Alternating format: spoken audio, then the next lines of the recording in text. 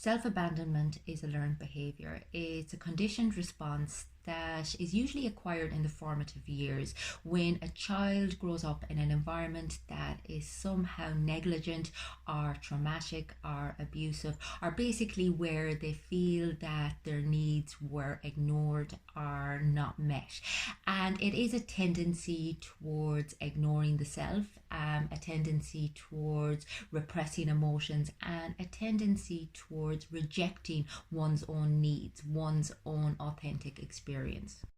Now, although frequently self abandonment may have served a purpose in the formative years and may have allowed the child to get their needs met, as an adult it is maladaptive and dysfunctional and highly damaging, and it can eventually lead to the development of mental health issues such as depression, anxiety, or addiction.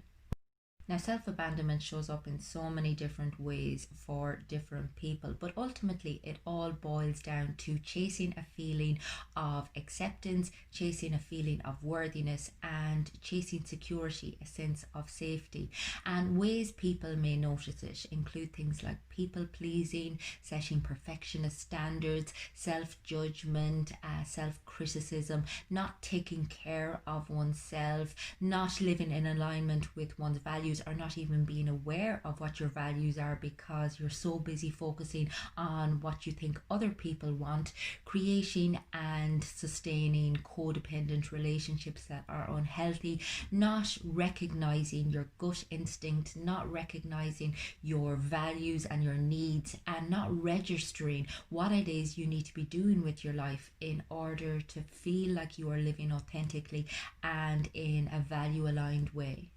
Self abandonment often involves also the complete ignoring of one's emotional experience. This is done through avoidance strategies, and frequently people will turn to behaviors or they will turn to substances in a bid to actually numb out their experience so they don't have to register what's going on for them at an emotional level, because at some stage they have internalized this idea that their emotions and their needs don't actually matter.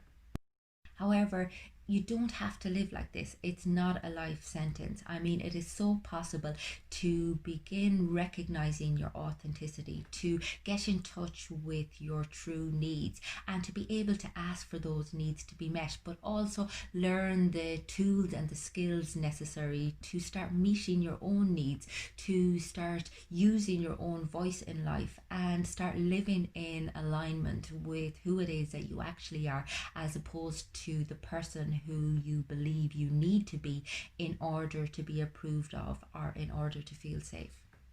Self abandonment impacts on almost every area of your life. You are constantly trying to keep all of these plates spinning, trying to second guess what other people think of you, and consequently, you are so far removed from your authenticity and what it is that you need to be doing in order to feel fulfilled and wholehearted and satisfied with who it is that you are and the life that you're living.